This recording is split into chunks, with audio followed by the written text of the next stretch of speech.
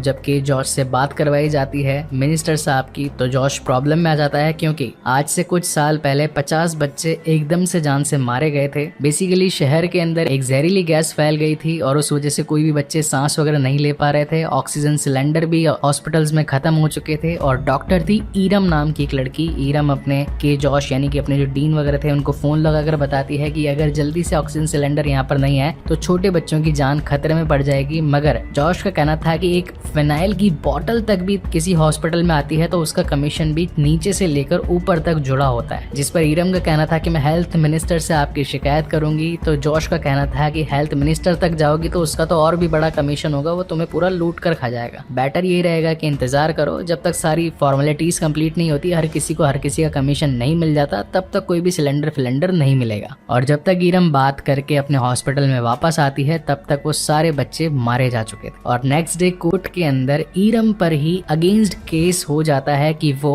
अस्पताल में ड्रग्स के नशे में थी और सारे बच्चों की जान ऑक्सीजन की वजह से नहीं बल्कि उसके ड्रग्स की हालत की वजह से हुई। और जब ये सारी सच्चाई जॉश टीवी पर बताता है तो अनफॉर्चुनेटली उसे सारे अकॉर्ड पास करने पड़ते हैं और जितनी भी गवर्नमेंट हॉस्पिटल्स होते हैं उसके अंदर अच्छे सर्जन्स, स्टाफ, मेडिकल फैसिलिटी और बढ़िया इक्विपमेंट्स प्रोवाइड कर दिए जाते हैं। यानी कि जो काम पिछले 10 सालों में हेल्थ मिनिस्टर ने नहीं किया था वो सिर्फ 5 घंटों में हो गया। अब लास्ट टाइम की तरह इस बार भी नर्मदा चाहती थी कि भैया ट्रेन वाले हादसे के टाइम पे तो वो हाथ से निकल गए थे, मगर इस बार मैं इनको हॉस्पिटल से निकलने नहीं दूंगी। तो ये अपनी पूरी टीम लेकर वहां उन पर हमला बोलने के लिए पहुंच जाती। यहाँ पर अगेन बहुत कड़क फाइट होती है। CGI was good. इस बार बॉलीवुड ने बढ़िया काम किया है। खैर इसे बॉलीवुड नहीं कह सकते, इसे ऑलमोस्ट टॉलीवुड ही कह सकते हैं क्योंकि खाली शाहरुख खान ही है जो अपने बॉलीवुड से बिलोंग करते हैं। बाकी स्टोरी लाइन, थोड़ा सिनेमाटोग्राफी, बाकी की कास्ट एंड क्रू, इवेंचुअली जो ट्विस्ट एंड टर्न्स हैं वो साउथ से ज्यादा सिमिलर लग रहे हैं। तो इस मूवी को सॉलीवुड कहा जा सकता है। खैर आपका इस पर क्या कहना है कमेंट सेक्शन में एक बार जरूर बताइएगा। अब फाइट तो अच्छी खासी लंबी थी, डायरेक्ट शॉट में निपटाते हैं। आजाद के फेस पर जो मास्क लगा हुआ था, नर्मदा ने उस मास्क को खींच लिया था और उसके कुछ बाल उसके अंदर आ गए थे। DNA टेस्ट पर पता चलता है कि ये तो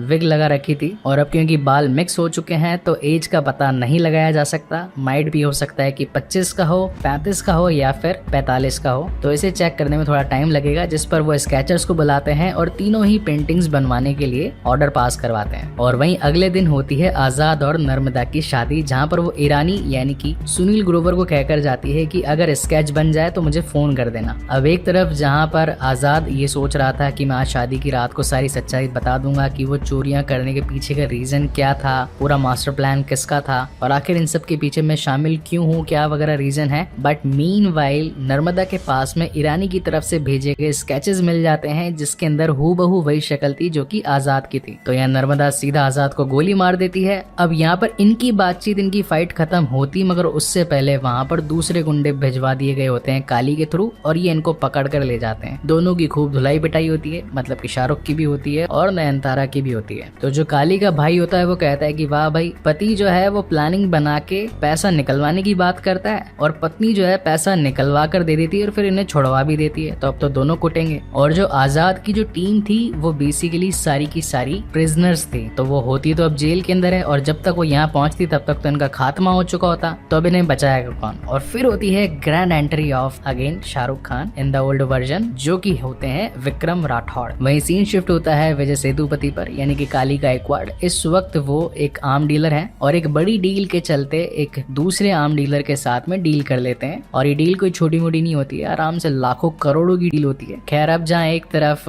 विक्रम राठौड़ अपने बेटे यानी कि आजाद राठौड़ को बचा कर ले जाता है, वहीं दूसरी तरफ नर्मदा अपनी पुलिस टीम में वापस आ जाती है और सभी को ये बताती है कि भैया चोरियों के पीछे विक्रम राठौड़ और आजाद राठौड़ का मिलकर के हाथ है और इनकी जो 6 लड़कियों की टीम है वो जेल के अंदर ही है। मैंने उनके फेस भी देख लिए हैं और मैं जान भी गई हूँ कि वो कौन कौन लड़कियां हैं, मगर विक्रम की लोकेशन निकलवाने के लिए मुझे उन लड़कियों से बात करनी पड़ेगी। इसलिए ईरानी यानी कि सुनील ग्रोवर उसकी कॉलर पर एक माइक लगाकर उन लड़कियों के पास भिजवा देता है। अब नर्मदा उन सभी 6 लड़कियों के बीच में आकर सभी को झूठ झूठ कहती है कि आजाद एक अच्छा इंसान नहीं है बल्कि एक चोर है, एक लुटेरा है, उसने मेरे साथ धोखा किया और अब मुझे भी जेल में डाल दिया गया है और वो तुम्हारा भी यूं ही इस्तेमाल कर रहा है और तुम्हें भी एक दिन यूं ही खत्म कर दिया जाएगा। जहाँ पर लक्ष्मी बताती है कि ऐसा नहीं है। और यहाँ से कहानी अगेन पास्ट में चली जाती है। अब हम विक्रम राठौड़ की पास्ट स्टोरी देख पाते हैं। ये जो विक्रम राठौड़ है ये स्पेशल ऑफिसर है, मतलब कि कमांडो की टीम के। इन्हें प्यार हो जाता है दीपिका पादुकोण से यानी कि ऐश्वर्या से। इनके कमांडर से इनके पास खबर आती है कि पास ही के टेररिस्ट ग्रुप ने हमारे करीब 40 जवानों की ऐसी की तैसी कर दी, मतलब कि 32 तो जान से मार डाले, 2 घायल करवा दिए और 6 को अगवा करके रख लिया। और उन टेररिस्ट ग्रुप के पास में उन 6 सुपर कमांडोज के अलावा